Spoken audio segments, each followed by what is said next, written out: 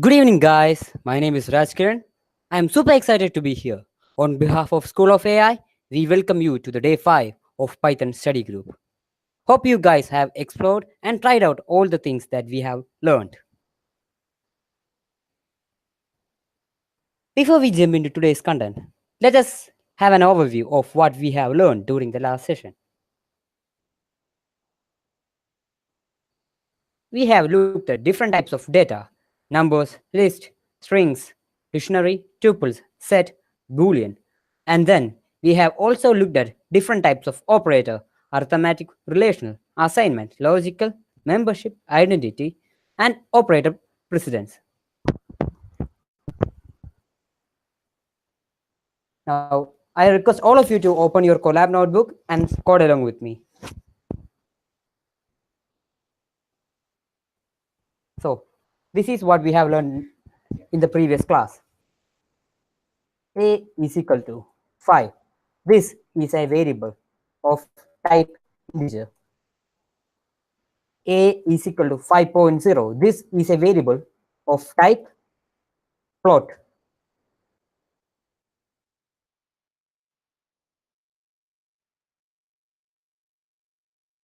This is another variable of type string.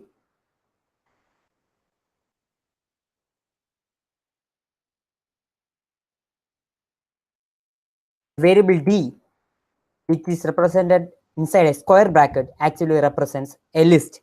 Each element can be of any data and are separated by commas. This is a list data type. Then we have looked at dictionary. They are key value pairs.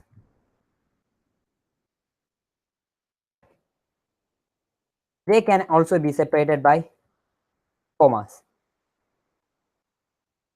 One thing to make sure is that key should be unique. They are enclosed in curly braces. Then we have looked at tuples.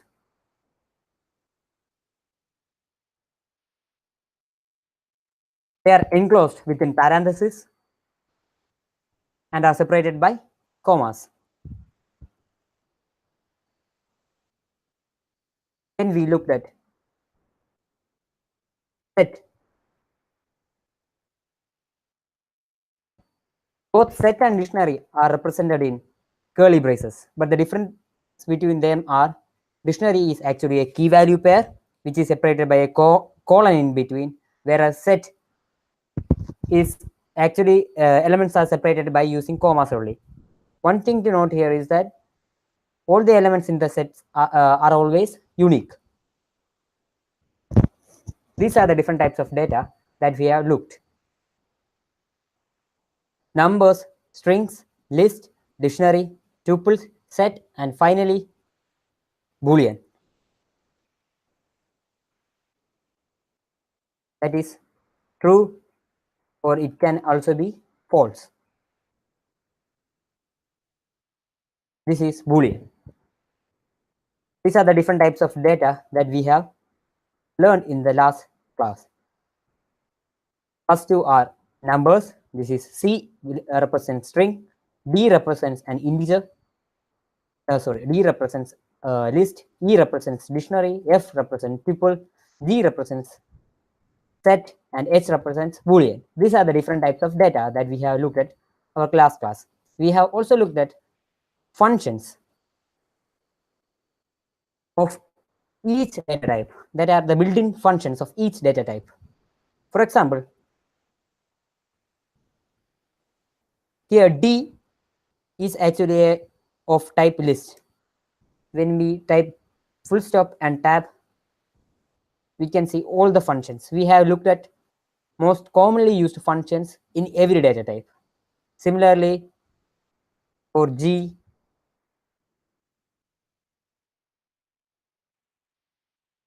all these functions we have looked.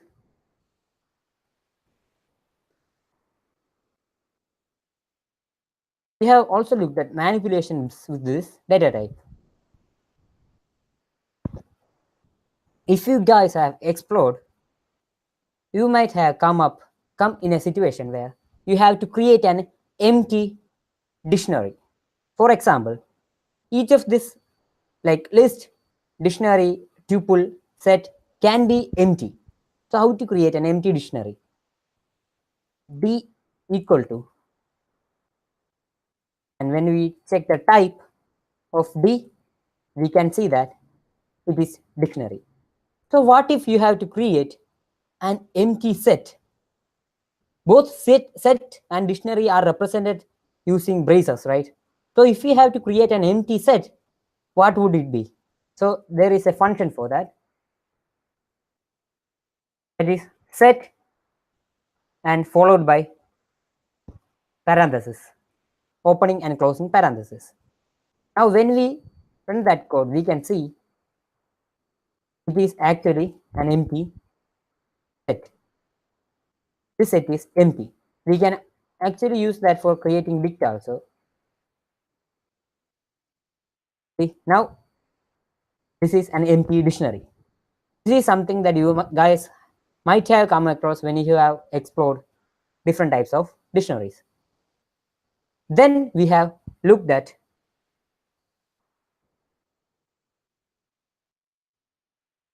operators.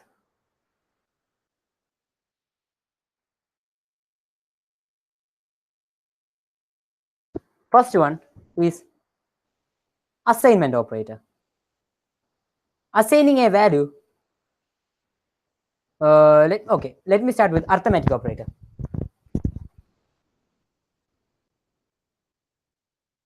Arithmetic.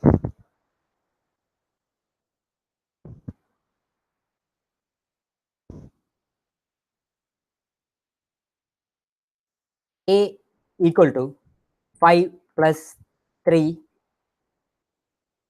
Similarly,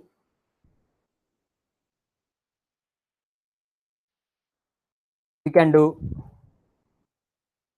multiplication, division, modulus, that is the remainder, and this floor function. These are the different types of arithmetic operation. Subtraction is there. Subtraction is there, and also exponential is there. That is 2 raised to 3, etc. That is 2 star. This shows 2 raised to 3. So these are the different type of arithmetic operators. When coming to assignment,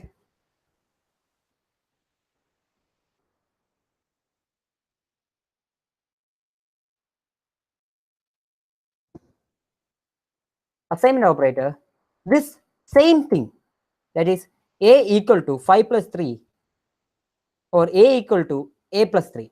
Let's say we have to do a equal to a plus 3. This same operation can be done as a plus equal to 3. Both are same, a equal to a plus 3. This a equal to a plus 3 and a plus 3 equal to a plus equal to 3 are same. Similarly, would be the case for minus equal to. This will become star equal to.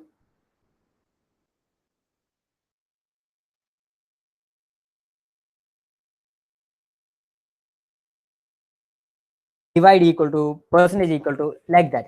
All that forms assignment statements. Then comes the relational or comparison statement. That are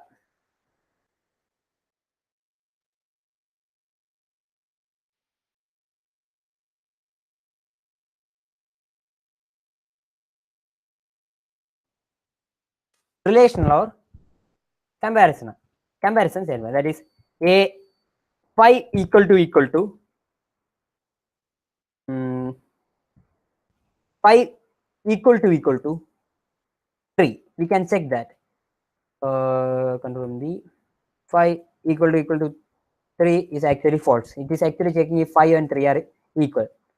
5 not equal to, that is true.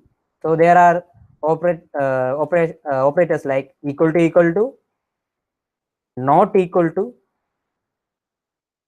greater than or equal to, less than or equal to, greater than, less than. These are the different types of relational operators. Now coming to logical operators.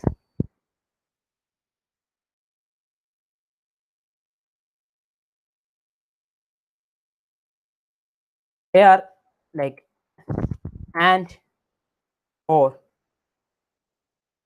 not.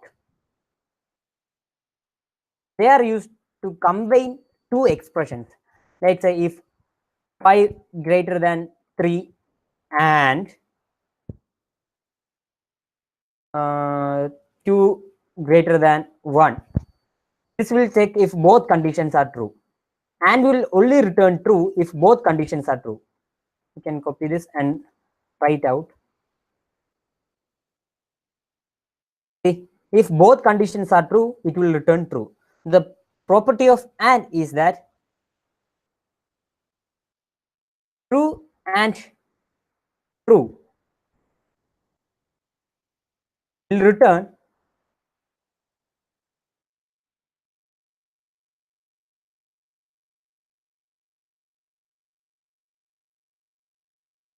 this is the property of AND.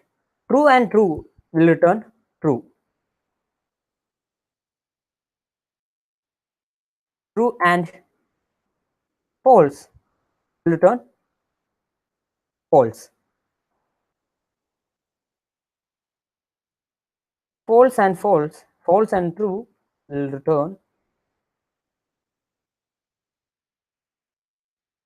false.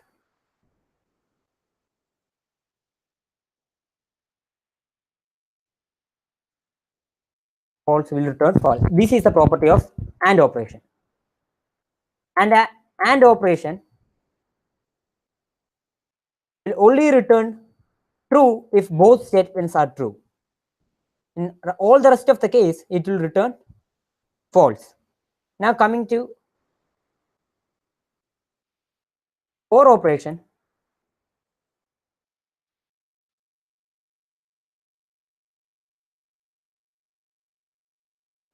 Keep in mind that Python is case sensitive, so the true and false should begin with capital letter.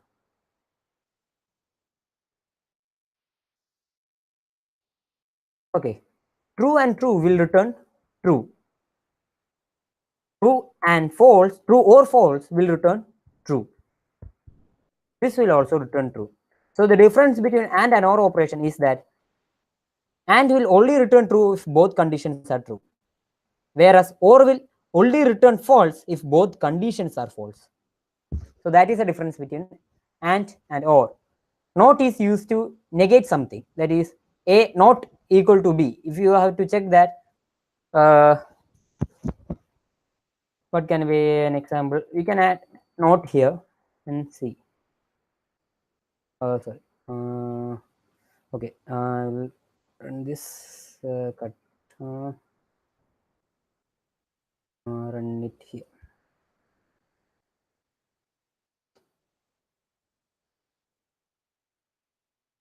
What can be an example for that? If okay, 5 not in 1, 2, 3. Okay, see here we can see that it is true, whereas 5 in this list will return false. So that is the use of not operation. Another good way to show the use of not is let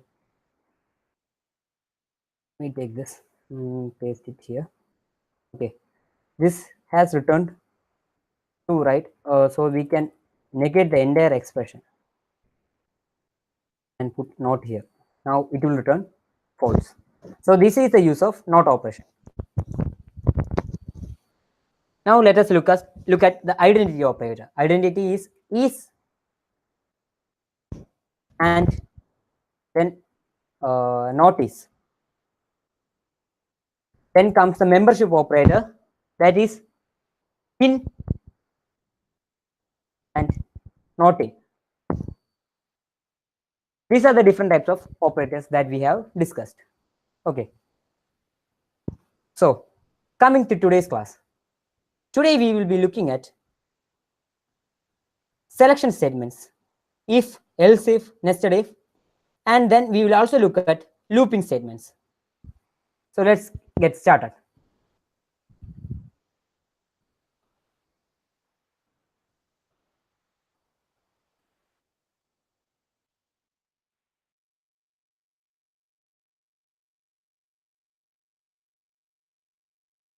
Selection state.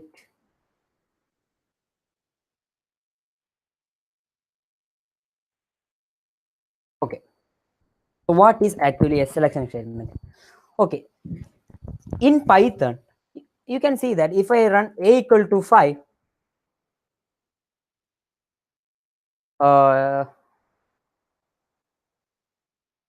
e equal to 10, you can see that it is actually running sequentially. First, the first line will be executed, then the second line will be executed. This is the flow of Python programming language from top to bottom. It will start executing lines from top to bottom. So if you have to skip some statements in between, then the use of selection statements come into place.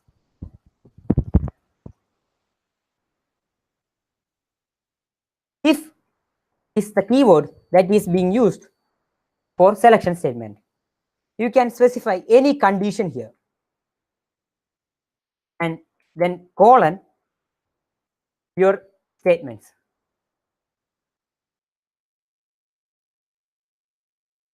Okay, this is the format for writing an if statement. You have to start it with if followed by a condition. That condition should return true or false. Keep in mind that condition should return true or false. Then followed by what you have to do inside that if statement.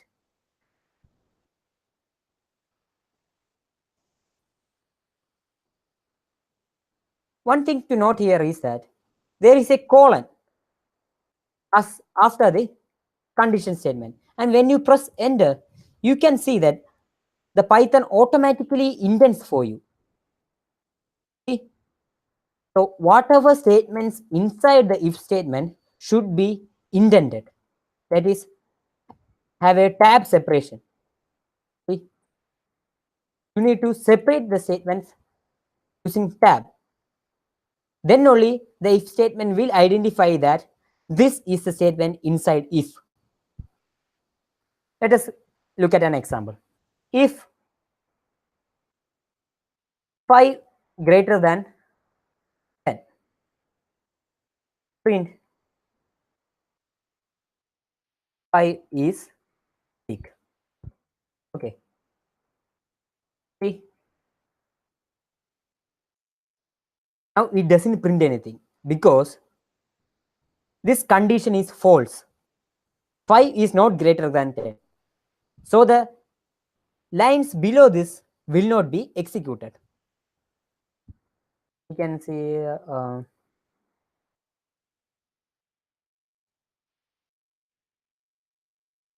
outside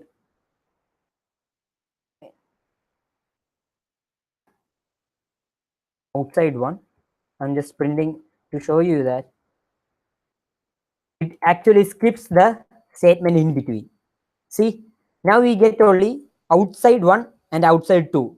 The print 5 is now being skipped. This is because the result of this expression is false.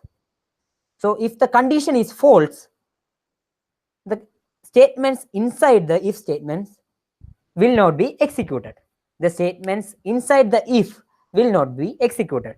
If the condition was true, that is 5 less than 10, then we can see that that line is being executed. See, now we can see that 5 is big. Now the condition was true. We can simply replace the expression by true. See, it becomes true and false. It does not. So this is the use of if statement. Now comes into picture. What if you have to do something other than If this condition is false, you have to do something else. Since Python is easy to read, it has a keyword called else. We have to put colon there and press enter. Now print say 5 greater than 2. 5 is big. Else 2 is 2 is big. Okay. See, now it actually runs the if statement first. If this condition is false, then the else statement will be executed. Since this condition is true, we got the result as 5 is big. What if the condition was false? We can check that. 5 less than 2. Now the condition is false. So when you run that, since this condition was false, this statement was ignored and the else part got activated and we got print that is 2 is big. This is the use of if and else.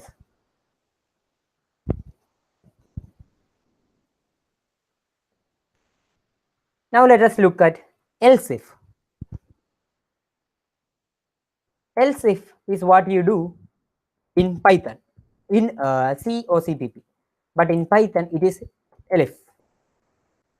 Okay, to give you a good example, a equal to 5, b equal to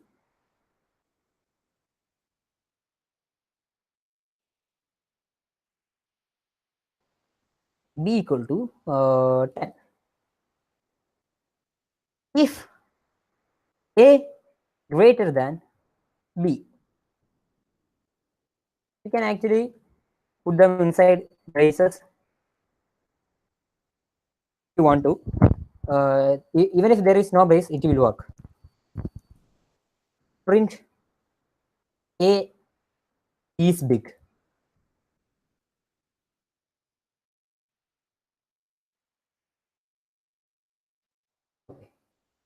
Now make sure you go back to the indentation level of if.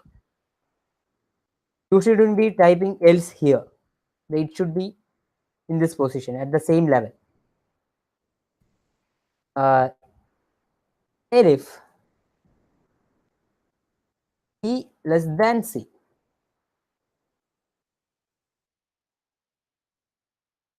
then a, you will go and print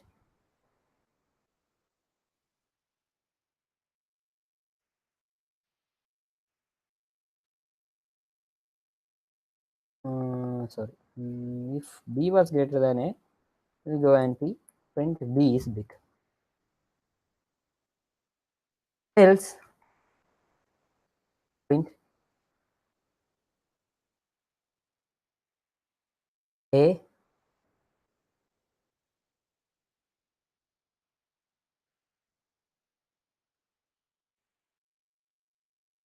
and b are same.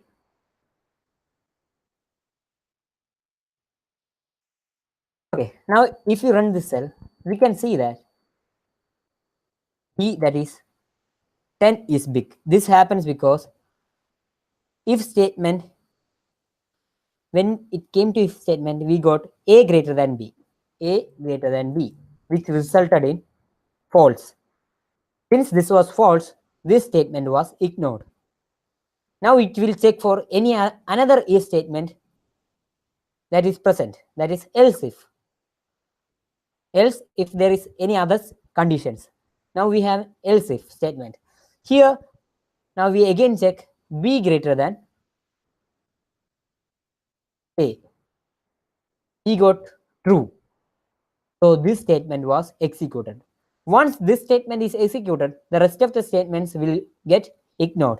That is, it will not go to the else part. If a was 50, see, 50 is big. That is, this first if statement itself got executed.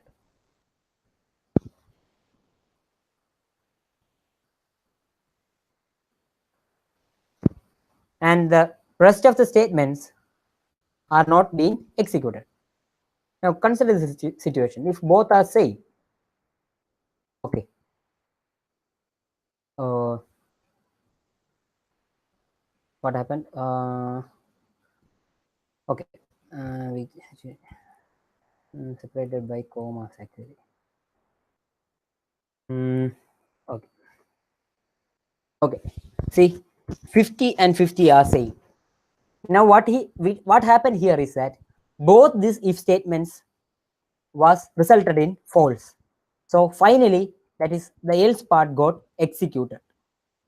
This is the use of if, else, else if. You can actually add in any else if as you want. You can add in as many as else if statements here. Print true. See, you can add in as many as statements as you want. What happens here is that once this statement becomes true, this condition becomes true, the rest of the things will not be executed. Just keep in mind, if any one of the statement becomes true, the statements that are inside that if will be executed. If the first if becomes true, then this statement will be executed, and the rest of all the if conditions and else will be ignored or not executed. If the second else if was executed, then the rest of the things won't be executed. This is the property of if statements. This is the selection statement. This is all about selection statement. Now another thing is nested. We can actually do a nesting. Imagine there are three variables: a, that is 5, a let it be 1, b let it be 2, c let it be 3. What if we have to compare between these three and show the biggest of these three number? This is a problem. Guys, you can also think for a minute how to use if statements to actually print the biggest of these three numbers. What we have seen here is actually the biggest of two numbers, right? This is the biggest of two numbers. What will you do if you have to find the biggest of three numbers? You can start coding and explore. Meanwhile, I will type all these ways we can do this. You can actually go in and explore it by yourself. Start coding by yourself.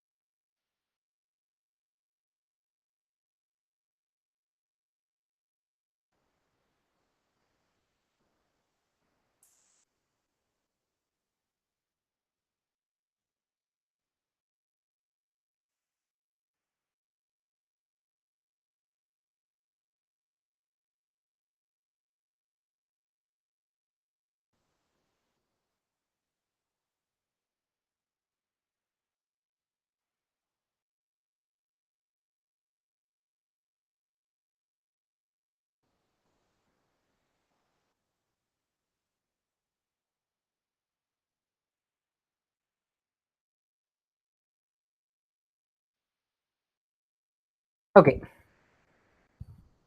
Hope you guys have figured out one way of doing this. If a greater than b and a greater than c, then we can say that a is big. Else if, that is, if b greater than a and b greater than c, then we can say that b is big. Finally, if both the conditions are false, we can tell that c is big. This is how you do the biggest of three numbers. Another way you can do the same is using nested if. If a greater than b, okay, and you can again do if Nested if is actually doing an if statement within an if statement. Okay. Now, when we press tab, we are actually inside the if statement. You can again do if here. If A greater than C, print A is big. Else, print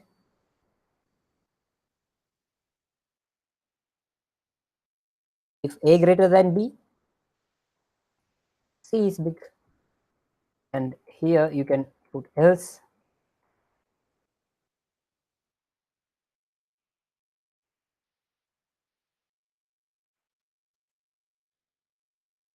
Else if B greater than A,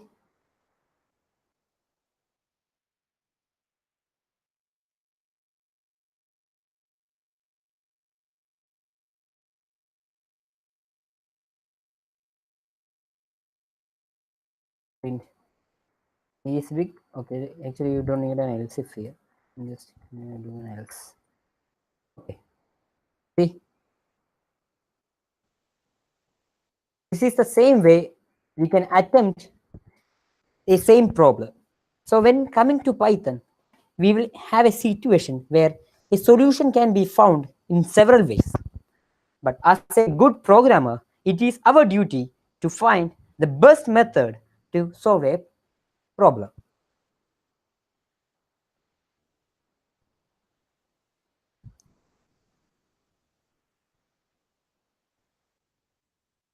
You can see if I turn that into 1, we will get 5, that is B as big.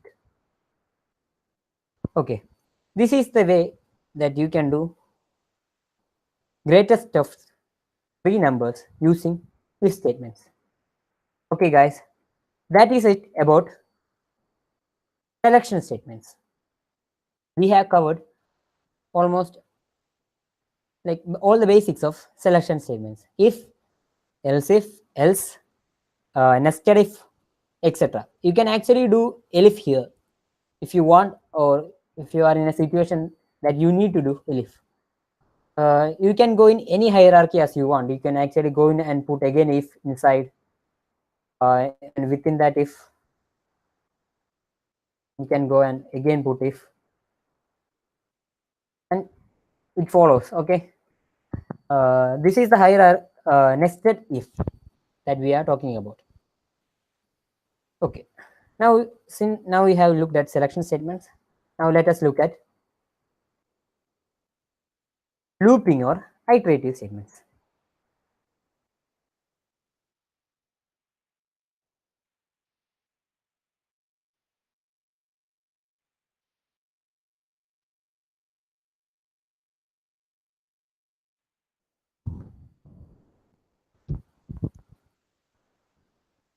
So I give you a question, that is, what if you have to print hi or hello world 2 times? As a beginner, what you will think is you can do this, like print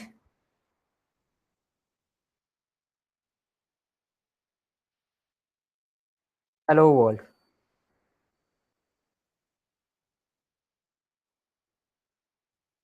See, this is how you print 2 times.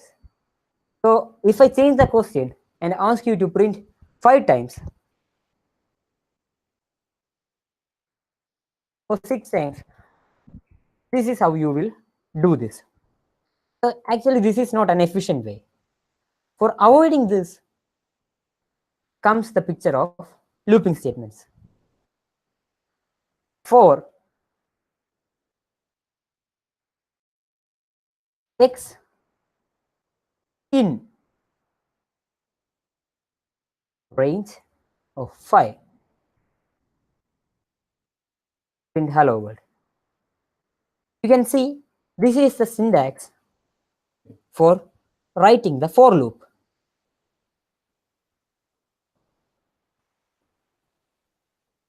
For x, you can put any variable here, like a, b, or c, any variable that you need. For like item in range of 5, print hello world. Okay, now see the same thing we have written using a for loop. So how does this work?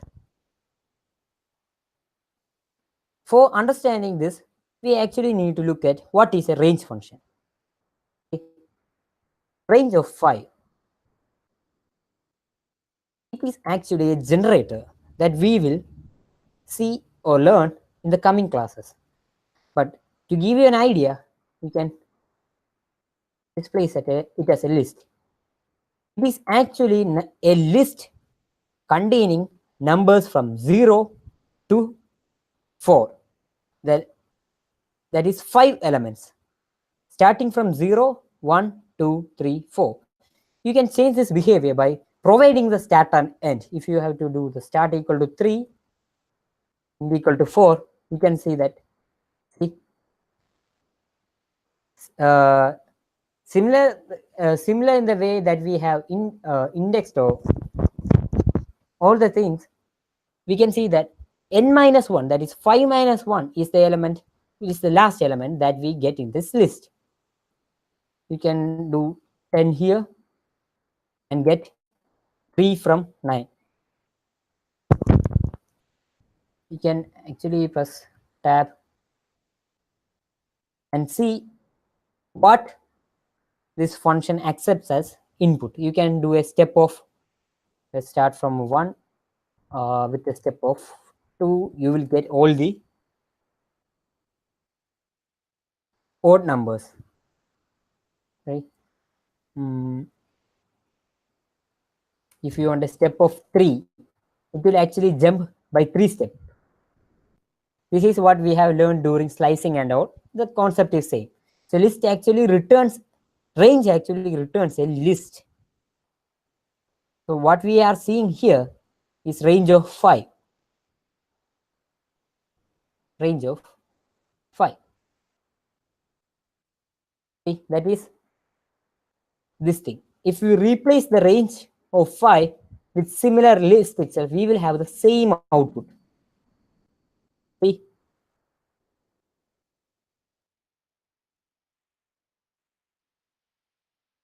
we can replace it, range of 5. We are getting the same output. Both are same. So that is a understanding of a inbuilt function called range. So what does this item represent? By this statement, what it actually means is that it will try and pick up each element. That is, first it will go and pick up 0, and then it will execute the statement below. Then it will go and pick up 1, and then execute the statement below. It will go and pick up 2, execute the statement below. It will go and pick up 3, execute the statement below. It will go and pick up 4 and execute the statement below.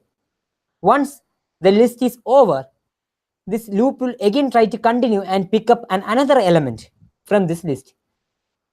Now the loop sees that there is no more elements in the list, so it will terminate. That is how this for loop operates. You can actually try and print what you are getting inside the variable item. Okay. Item.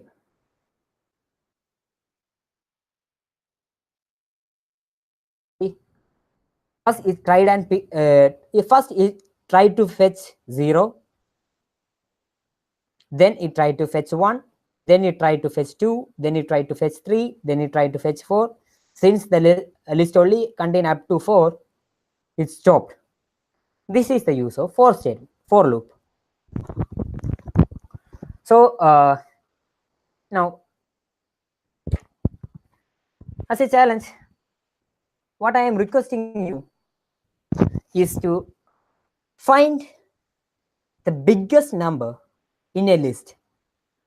Create a list called 5, 3, 2, for like 4, 1, 6, and 11.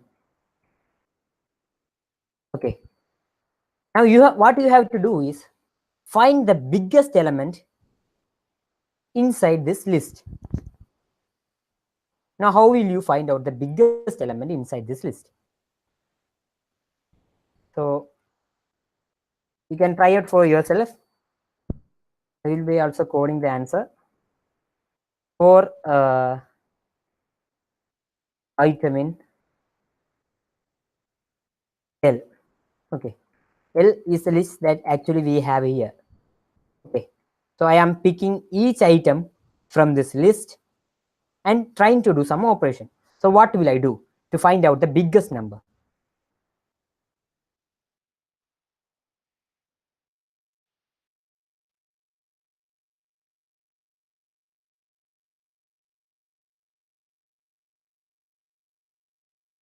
Will assign a variable big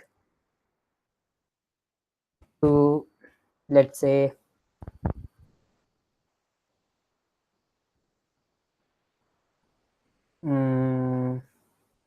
L of 0. I am assigning the first element as big. I am assuming that first element is big. Then I will try to compare the first element with all the rest of the elements to find the biggest element in this list. So I don't need the first element to be this. What I can do is if item is greater than big, big equal to item. So after this loop, I should have got the biggest element inside big. Variable big. Biggest really is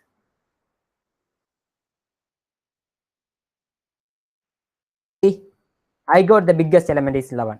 So this is how you will do, or you will calculate the biggest element.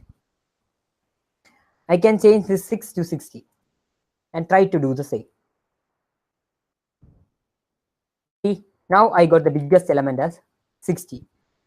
This is just to show you a simple example of for loop. What I am doing here is using if statement inside this for loop. If statement is actually, I will explain this code so that it becomes more clear to you. I have this list here. This L will be replaced with this value.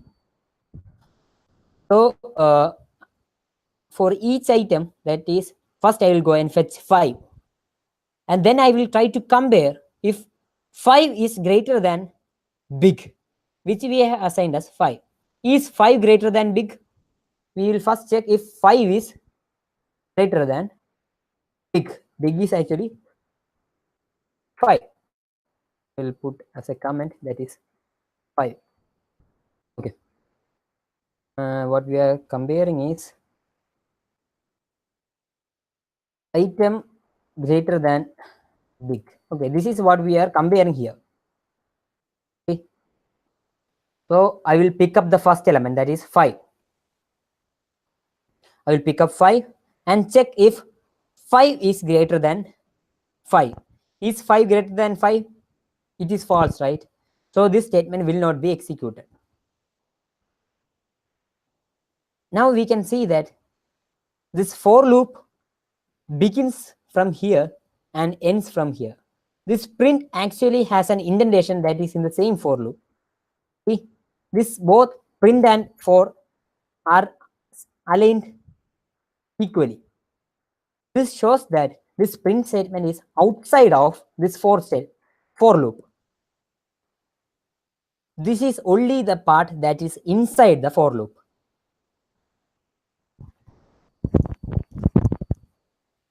So we try to then it will, after the first loop is completed, it will go and fetch 2.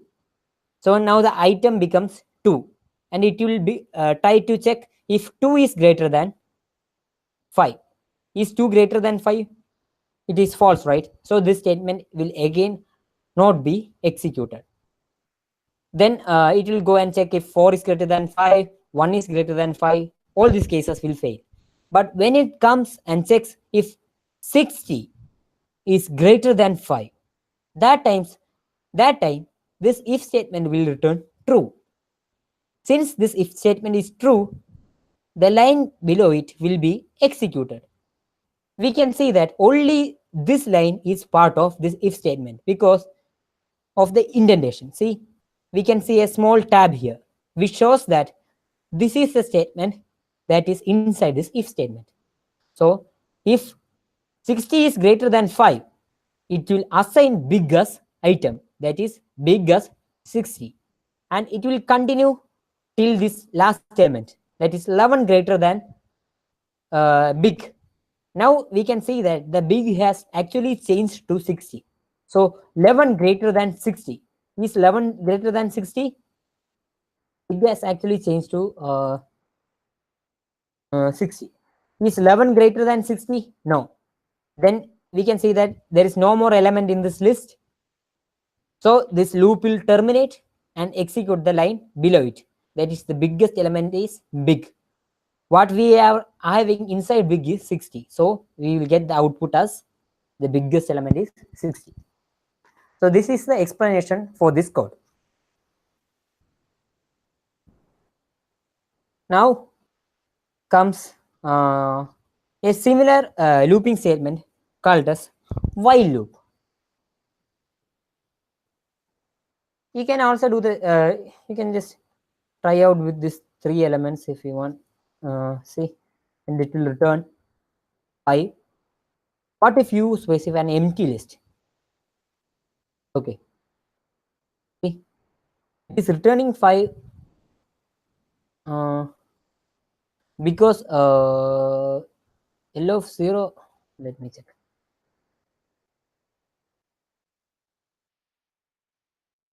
L of 0 0. So this is something that have actually been assigned before. That is why we are getting 5 here. Since there is nothing inside this list, we will get, when we try to find L of 0, we will get index error. That is, there is nothing inside this list. See, I got an index error because the list is empty.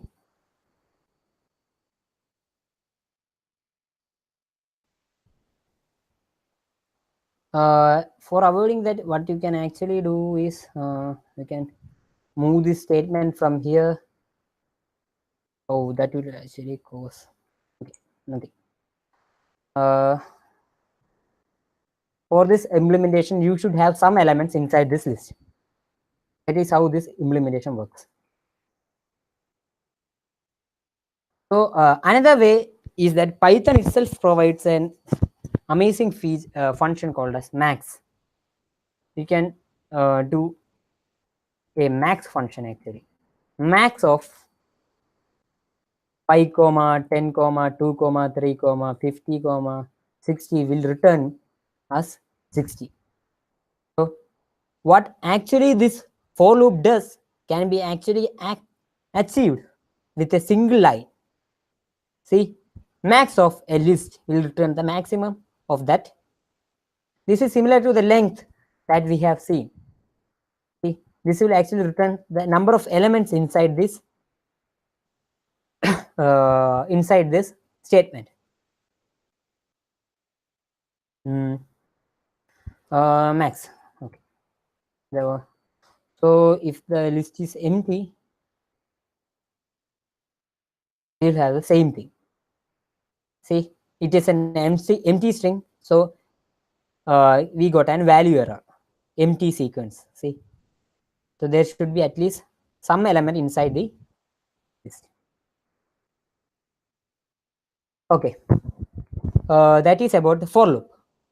Now let us look at while loop. While is actually the similar thing as for loop. While you can write a condition and statement. Okay, what it does is until this condition is true, it will go and execute the statements below. Until this condition is true, it will go and keep on executing the statements below. For example, I will type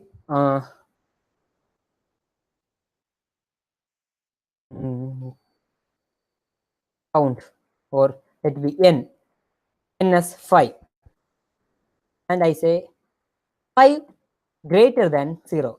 I have to execute some lines until 5 is great, oh sorry, until n is greater than 0. Once n is equal to 0 or less than 0, these statements become false. So print value of n plus n, print hello world, same, hello world. Hold on again, hold on a second guys.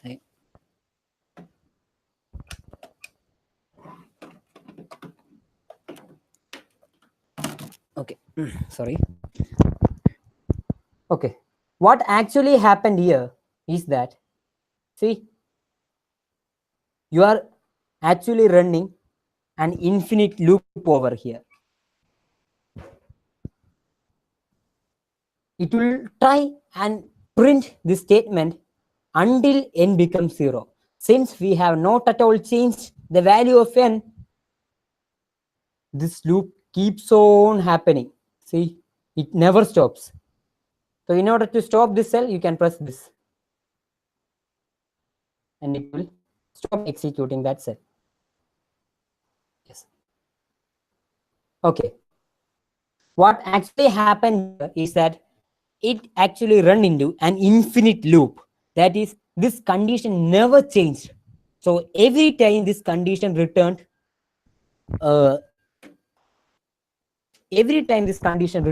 true.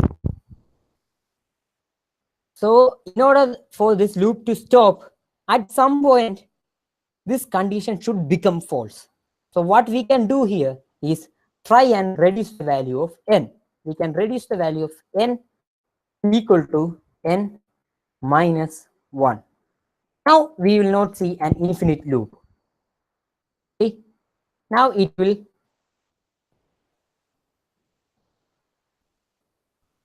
So if somebody was unable to stop this, you can go and interrupt the execution. Okay, in runtime, interrupt execution, and that will interrupt everything that is being running.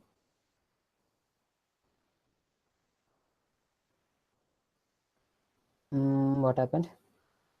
I'll just restart my notebook. Visualizing. Okay.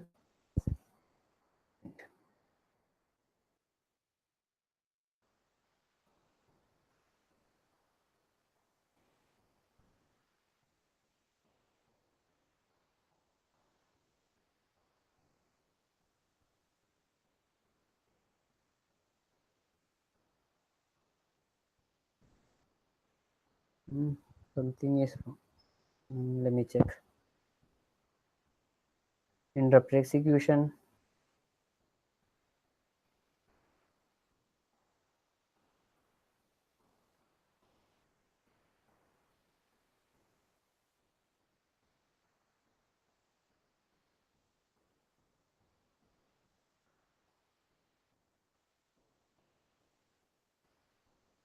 Let's see if my notebook is working.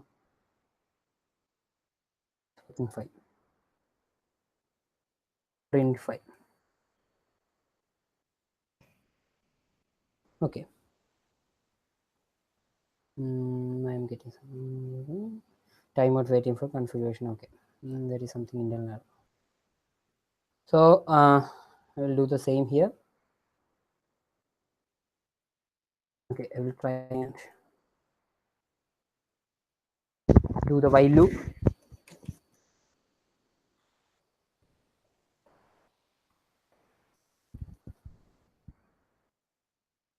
See,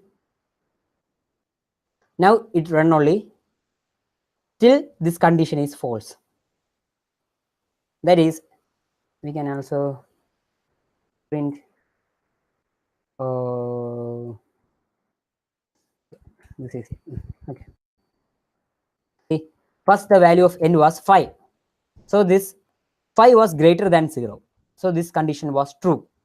So since this condition was true, the set of lines inside this while loop got executed. One thing to keep is that while loop need a condition or a Boolean value to be present here, followed by a colon, and then indentation. Never forget this, guys. Whatever statement that comes inside while loop should be indented with a tab. So the value of n was 5. 5 was greater than 0. Condition was true. It ran. 5 became, then the value of n became 4. Then 4 greater than 0, it ran. 3 greater than 0, it ran again. 2 greater than 0, it ran again. 1 greater than 0, it ran again. Then during that time, 1 minus 1 and n became 0. 0 greater than 0. That time this condition became false. So this was not executed and it came out of the loop.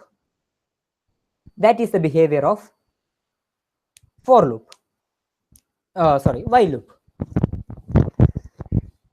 Similar in the case that we have looked at, if supports nested if, right?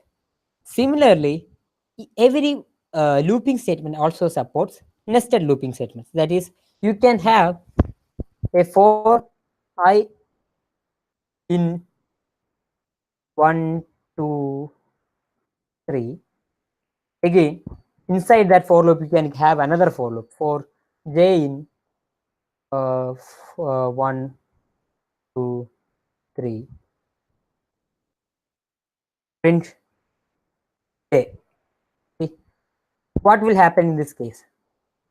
See, what actually happening? We'll go here and print a new line. Print new line. Okay. See. So what actually happened is, in this for loop, first it will go and fetch the first element, that is 1. The value of I will become 1 now. Since it has some element, it goes inside this main first for loop. These are the statement inside this main for loop. So inside the statement, it will go and check for j in 1.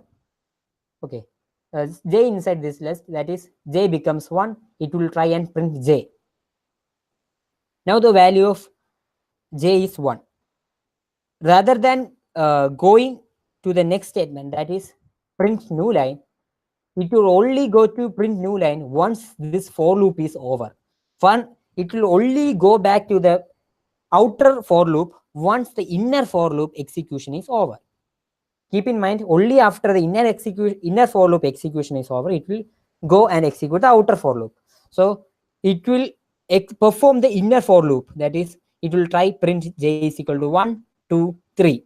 Once that is printed, this becomes empty, and it will go and print new line. Then only it will go and fetch the second element, that is 2. Then it will come again into this for loop and again do the same. See, this is how we can do the nested for loop. Same can be done case of while loop also.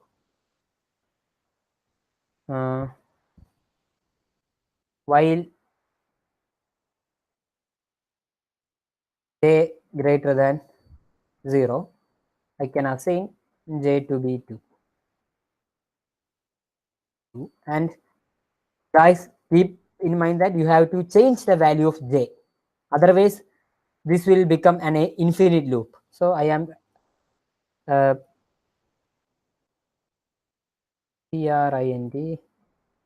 printing j and then reducing it. That is j equal to j minus 1. Okay. So seeing it more clearly, I will do a print new line here. Okay, see, we'll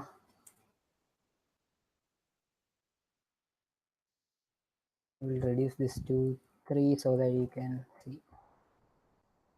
Okay, this is what will happen if we do a nested for loop, nested while loop. The value of n was 3. 3 greater than 0, condition is true. The value of n now becomes 2. J becomes 2. While 2 greater than 0, print 2. it will print 2. Now j becomes 1. While 1 greater than 0, print j, that is 1. So 2 and 1 was displayed. Now 1 minus 1 becomes 0. 0 greater than 0 is false. Now it will go and print a new line. Then go back to the execution of the outer loop. That is this. N was still 2, right? Now 2 greater than 0, it is actually correct. So it will go inside and do the same. It is similar to the for loop that we are seeing here. This is how you will do nested for loop.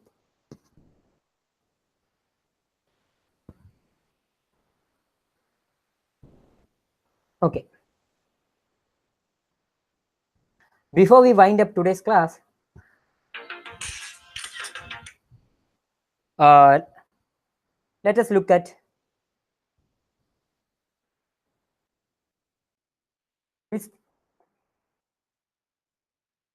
list comprehension and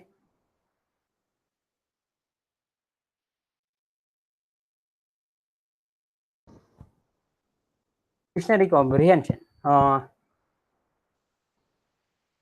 That is, you can actually do a for loop inside a list. See, what was a list actually? A list is an ordered collection of different data items. That is 1, 2, 3, 4, 5, 6, 7. This is actually a list, right? Actually, we can do a for loop inside the list.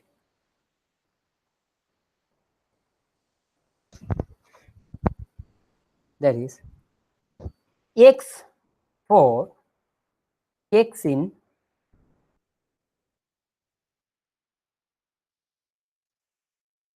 see, what you are seeing here is it will pick up x. This is this for loop statement, you know what will happen, right? I will do that here. Print x. Okay. What actually happens is it goes inside this list and picks each element during each iteration. First it will go and pick 1, then go and pick 2, then go and pick 3. So once it goes and pick 1, we are telling it to store it inside a list called as x. Inside a list, so it actually picks 1 from here, assigns it into x, and stores it inside this outer list. Okay. For easily array, I can do a range of 5. See, it actually returns list. I can actually do an if statement inside this also. I should only create if say it is an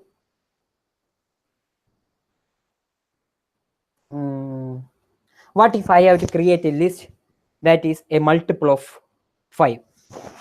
Okay, I'm going to type in 0 to 50. I should only return x if x is a multiple of 50. How can I check if it is a multiple of 50? X percentage 50, that is x divide, oh sorry, I need to check if it is a multiple of 5. So if x percentage 5, that is x divided by 5, returns a remainder of 0, we can say that it is a multiple of 5. So that is a condition that I have added here. So by executing this, we can see that I actually get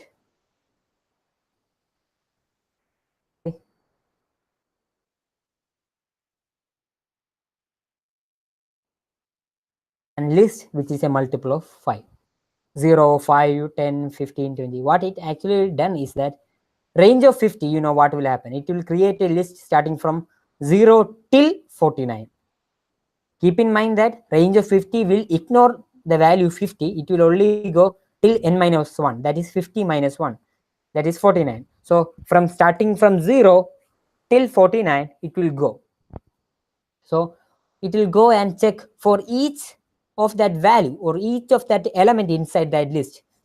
that is starting from 1 to 49, it will pick up 1, then 2, 3, etc., 45, 47, 48, and end in 49.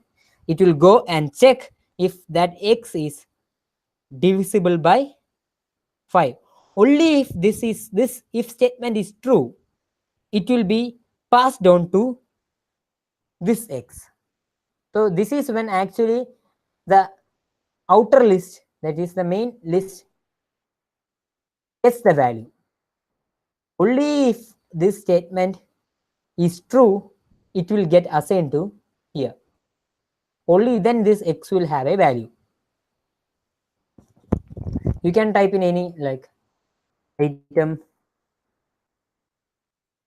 any value. You don't have to keep on using x. Okay. So what if you have to do a multiple of 3?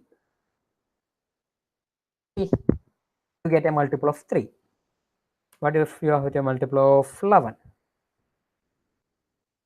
You get a multiple of 11. So this way, you can actually use a for loop inside this. So to be more clear, what if I reduce this to a value of 10 and show you 2? Okay, multiple of 2. What it actually returns is 0, 2, 4, 6, 8, right? So what if you have to do an else here? You can actually do an else here and returns false or something else on any value. Now what happens here? Mm, no, that is not possible. Okay. See, for each item inside this list, you can get the remaining. If the remainder is 0, you will get that value. Similar thing goes for dictionary also. We can go and check a dictionary. Okay, create a dictionary, and let's say x:x, or we'll do the same operation.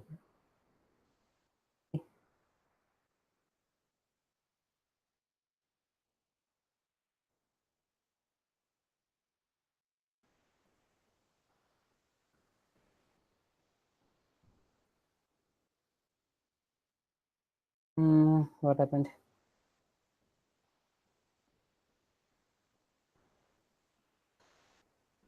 For item.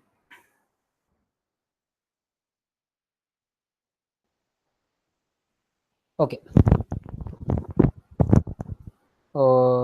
This was happening because I used x. I should have used item here. I should have used item here. Then repeat the same. Because here x was not available. I got 7 because x was 7 somewhere here. Okay, now if I do this, should actually get, see, 0 0 2 2 4 4 6 colon 6 8 colon 6. You can actually do +1 here. You can do anything that you want. Okay, what you have done is for element 0 you have assigned 1 2 3 like 4 5. This is how you do a comprehension inside dictionary.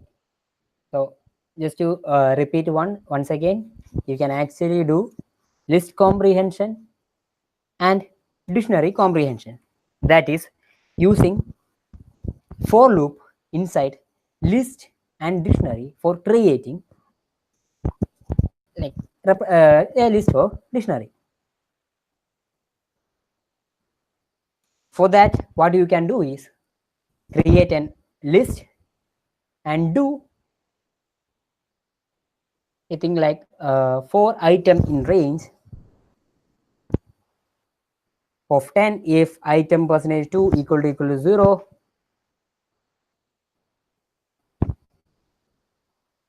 it will return that value and get assigned it to item.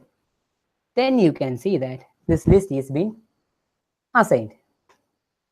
The same case goes to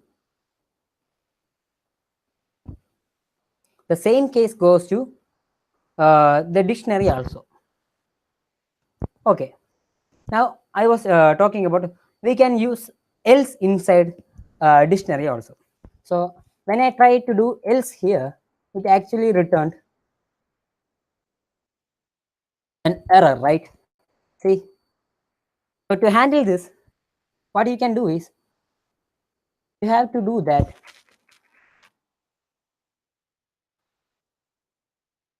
like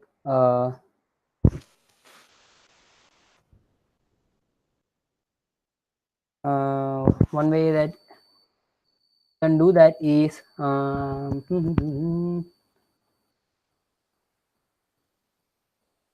okay. I can do this thing, put it here. That will be the same.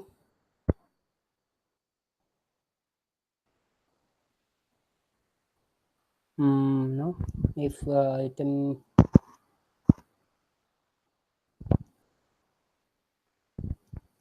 else to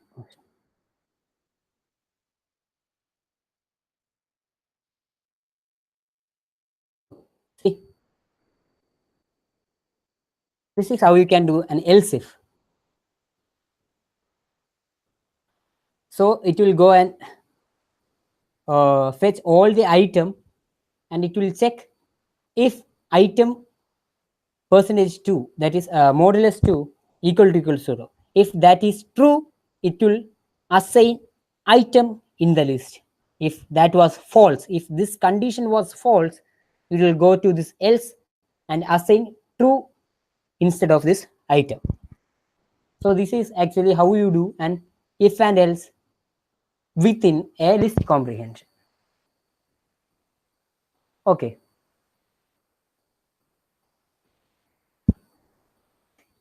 So that is it about list and dictionary.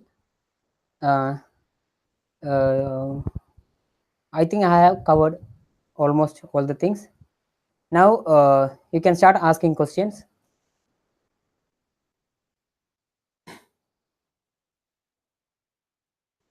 Mm, can start asking any questions if you have.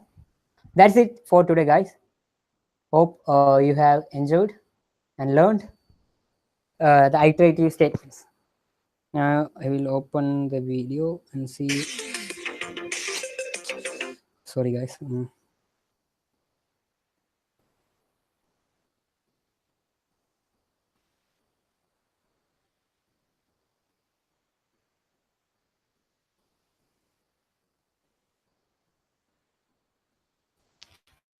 Opening the video, seeing the comments.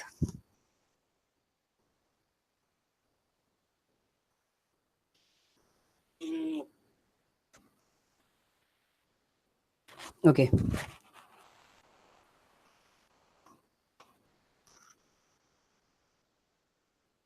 Okay, guys. If you have any doubts, you can start asking any questions.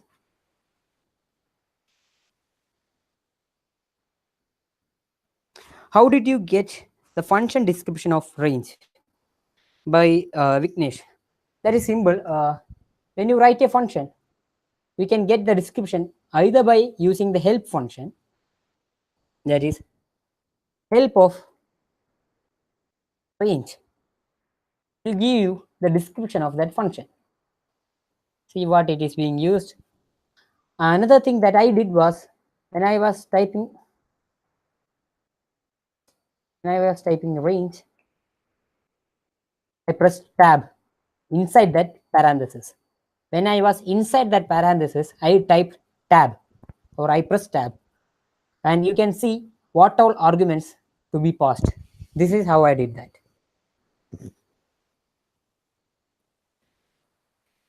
Yeah, others, you can submit your pending assignments.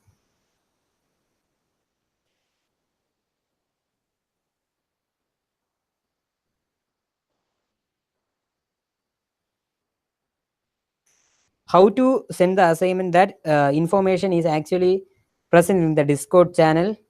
You can go look at the Discord channel. We have specified there how you can send the assignments.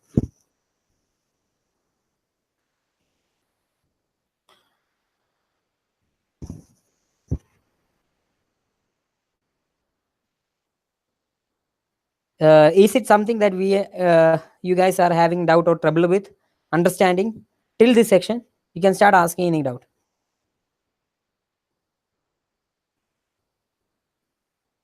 Yeah. Oh, thank you, Vignesh. I actually forgot about break and continue. Okay. Mm, okay. Break and continue. For let's say I in range of 5 or range of 10,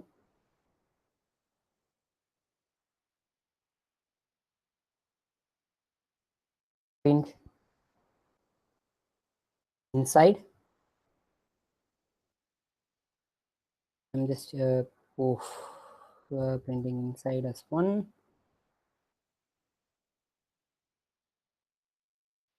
If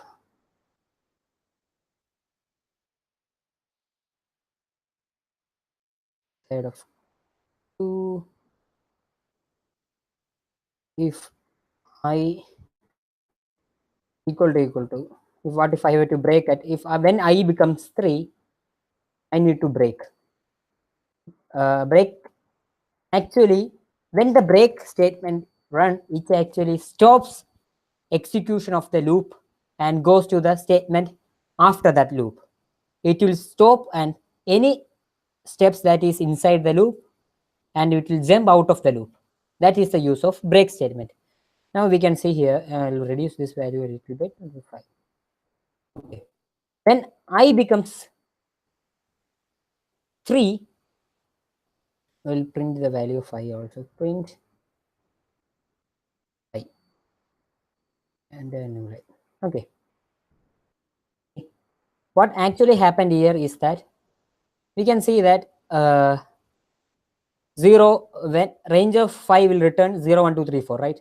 0 was printed because this statement was never run. This statement will only run if the value of I becomes 3.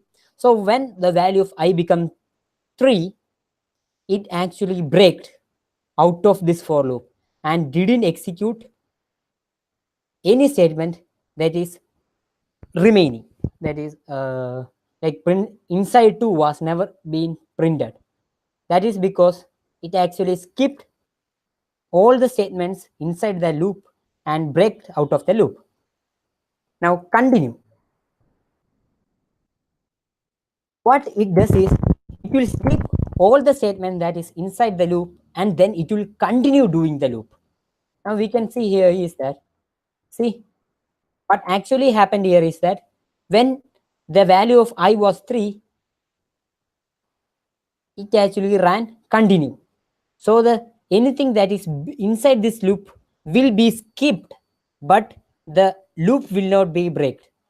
It will go back to the loop and keep on executing. That's why we are seeing 4 here. So same can be if the value was 2, see 0, 1, 2. When it reached 2, anything that is below or anything that is pending inside that loop was skipped and this loop continued. But if it was break, it will not continue. It will simply break out of that loop. That is about continue and break. Thanks for pointing it out.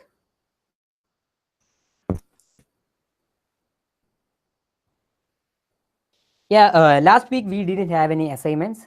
What I would like to give you as an assignment is that go and explore what is precedence of operator. Okay, that is simple. You can Google it and explore the precedence of operator. That is, if 5 plus 3 into let's say 5 plus 2. Let's keep it simple. Let me put 1 plus 1.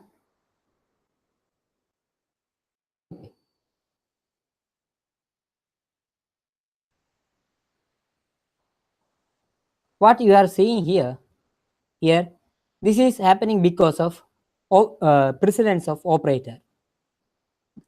Multiplication has a higher precedence, which means this will be running first. 1 into 5, which is 5, and with the result, the remaining values will be added, that is 1 and 2.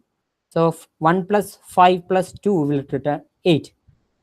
When we try to read it out, what we actually think is 1 plus 1, which is 2, 2 into 5, uh, 10, 10 plus 2, 12. So that is not the case that is happening, right? So this is because of precedence of operator. So as a last week assignment, I am giving you to go and explore the precedence of operator. This week's assignment will be sent to you, and you have to submit it before the next class. It will be sent to you via mail.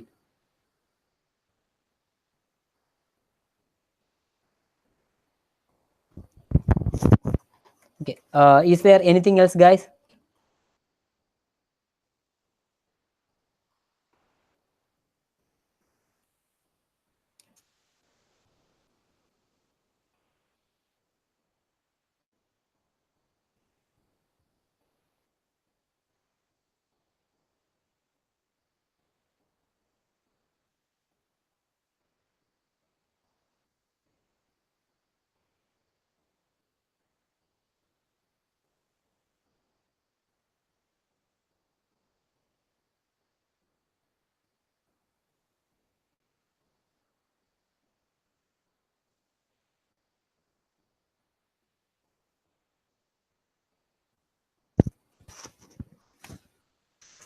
What is it?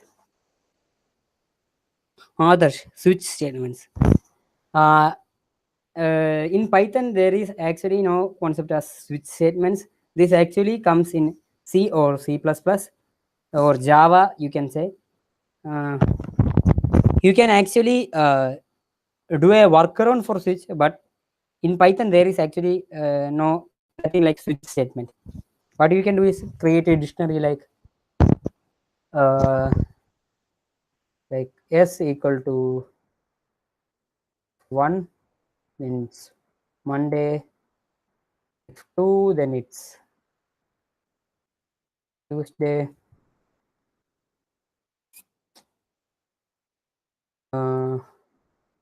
What is 3? Then you can do is like it is what can we say? This is some of the method that when you try and Google it, you will get. They are actually using dictionary itself. You can go and check if the value is 5, 1. Like if the value is if s was 1, okay, this was the case thing that you come. Don't worry about it, guys. This is some method that you will find it when you try Google. Is there any switch for Python? Just go and see. These are our workarounds. There is actually no concept called switch in Python. Was that clear, Adarsh?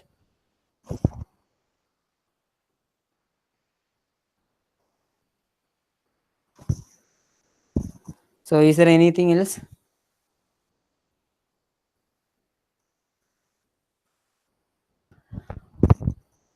Okay then, guys. Thank you. Thank you for attending this class. You have done a great job. Good night, guys. Bye.